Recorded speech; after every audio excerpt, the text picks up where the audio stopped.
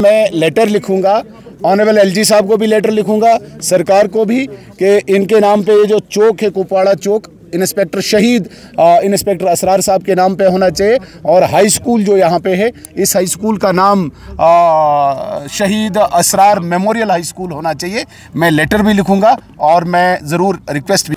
14 नवंबर रात को 11:20 पर जो बडगाम नवगाम पुलिस स्टेशन के अंदर एक विस्फोट हुआ, एक ब्लास्ट हुआ और इनिशियली लगा कि कोई हमला हो सकता है, लेकिन जब पुलिस के ऑफिसर्स ने इस पर वजाहत किया कि ये एक एक्सीडेंटल ब्लास्ट है, तब जाके सबको मालूम हुआ कि ये वो मटेरियल है जो फरीदाबाद में रिकवर हुआ था। और चूंकि एक initial FIR Navgam police station में लगी थी, इसीलिए इस मटेरियल को यहीं पे लाया गया था, सील कर रहे थे।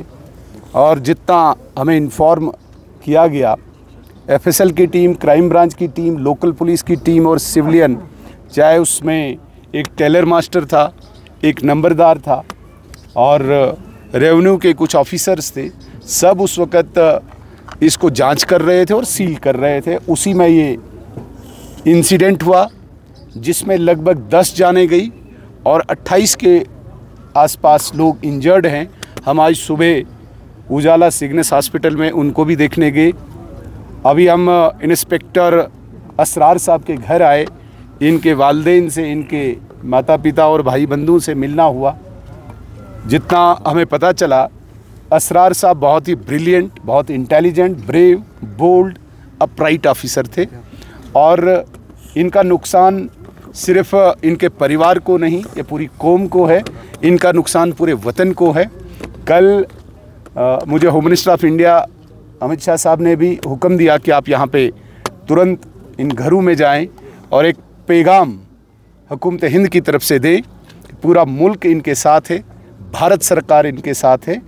किसी भी किस्म की कोई भी परेशानी, प्रॉब्लम, समस्या इन घरों में होगी, वो समस्या, वो प्रॉब्लम भारत सरकार की है। ये आश्वासन भी हमने इनके पेरेंट्स को दिया। बहुत अफसोस हुआ, पर्सनली भी मुझे बहुत अफसोस हुआ पूरे इन 10 जो डेथ्स हुई, और ख़ासकर जो असरार साहब जिसके घर में अभी आए, छोटे छोटे बच्चे उनके पीछे हैं। और ऊपर वाले से यही प्रार्थना करेंगे कि असरार साहब को वहाँ पे जगह मिले और इनके जो परिजन हैं, इनके जो फैमिली मेम्बर्स हैं, इनको ये दुख सहने की शक्ति। सुनील शर्मा होगा। मैं कहता हूँ कि बहुत छोटी बात हम कह रहे हैं, नौकरी से भी बढ़कर इनको मिलना चाहिए और नौकरी मिल रही है इनको।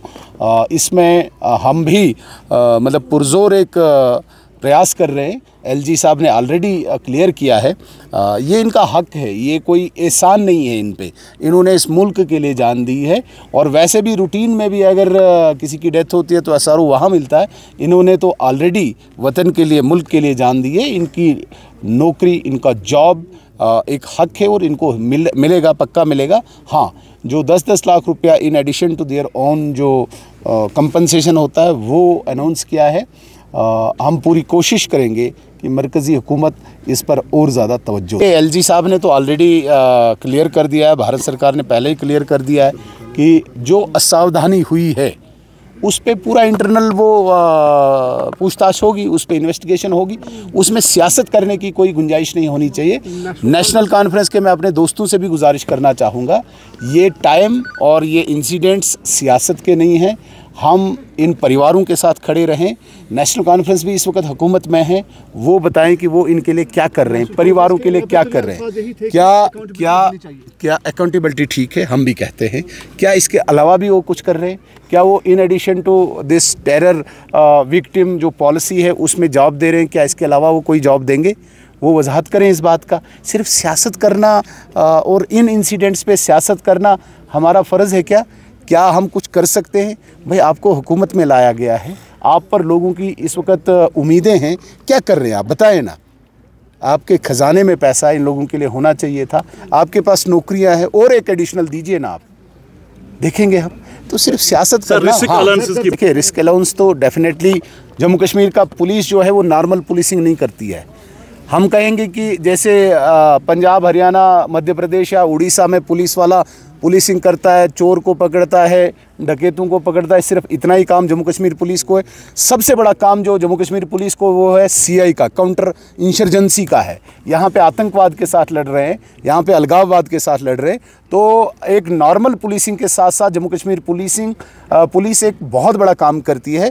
हम भी ज़रूर इस बात को, चूँकि कुपवाड़ा के मीडिया ने बड़ा ही रेलेवेंट क्वेश्चन उठाया है, इनको रिस्क अलाउंस होना चाहिए और राइट प्लेटफॉर्म पे हम भी इस बात को उठाएंगे।